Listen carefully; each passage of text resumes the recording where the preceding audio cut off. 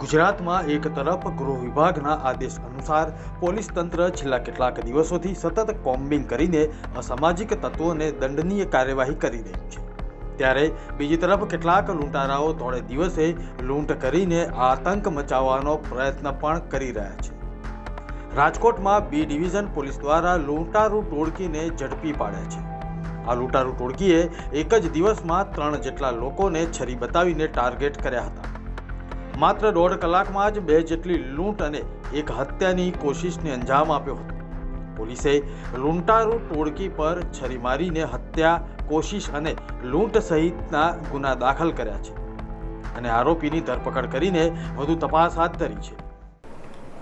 તારીખ 1/12/24ના રોજ રાત્રિના 9 વાગ્યાની આસપાસ ભગવતીપરા રેલવે બ્રિજ પાસે રેલવે ટ્રેક પર ફરિયાદી હતા હાર્દિક નટુભાઈ ચૌહાણ, જેઓ જઈ રહ્યા હતા પોતાના ઘરે, ત્યારે આ આરોપીઓ દ્વારા એની પાસે મસાલો માગવામાં આવ્યો કે માવો દે, જેથી આરોપીએ માવો આપવાની ના પાડતા આરોપીને છરીના ગાજીને એના પેટમાં ઈજાઓ કરી અને ત્યાંથી ભાગી ગયેલા।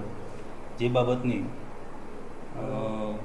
એમના બેન માસીની દીકરી છે, જે એમની ફરિયાદ લેતા BNS કલમ 109(1) મુજબ ફરિયાદ દાખલ કરવામાં આવેલી।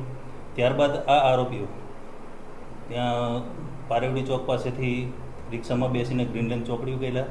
ગ્રીનલેન્ડ ચોકડી ઉતરીને ફરી બીજી રિક્ષામાં બેસીને જતા હતા।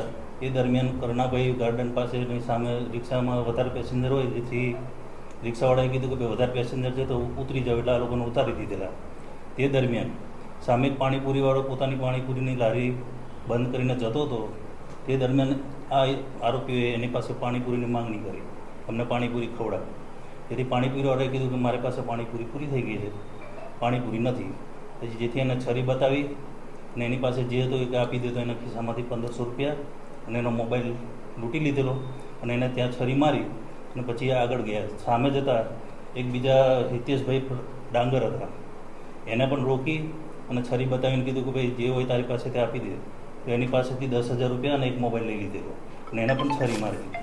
ત્યારબાદ આ લોકો લઈને નીકળે દરમિયાન હિતેશભાઈ બૂમાબૂમ કરી કે અમને લૂંટે બૂમ મારતા સામે 7-8 છોકરાઓ બેઠેલા હતા, એમને પકડવા માટે દોડ્યા, પકડવા માટે પ્રયાસ કર્યો। તે દરમિયાન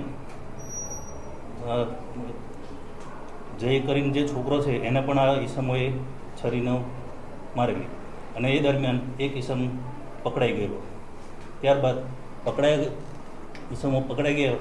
ત્યારબાદ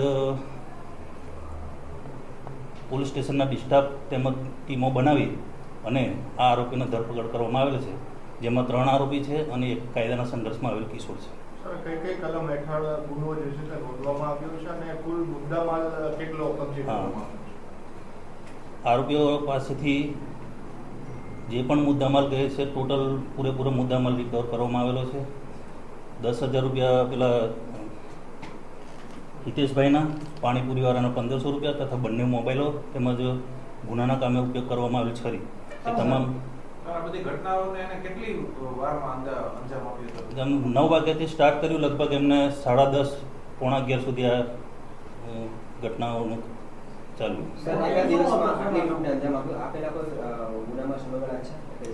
હાલ હજુ તપાસ ચાલુ છે, આરોપી અટક કર્યા છે, પણ ઈ ગુજકોપમાં સર્ચ કરતા હાલ સુધી એમનો કોઈ ગુનાહિત ઇતિહાસ હતો। બસ લૂંટવટ કરવાનો ને એ કરવાનું।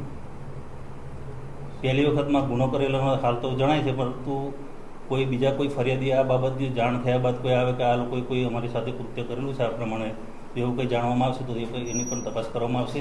તેમજ જો હાલ આરોપીઓની ઓળખ પરેડ કરવાની બાકી છે, એનું રિકન્સ્ટ્રક્શન પંચનામું કરવાનું બાકી છે, જેથી નામદાર કોર્ટમાંથી એમના વધુ દિવસના રિમાન્ડ મેળવી આગળની તપાસ કરવામાં આવશે।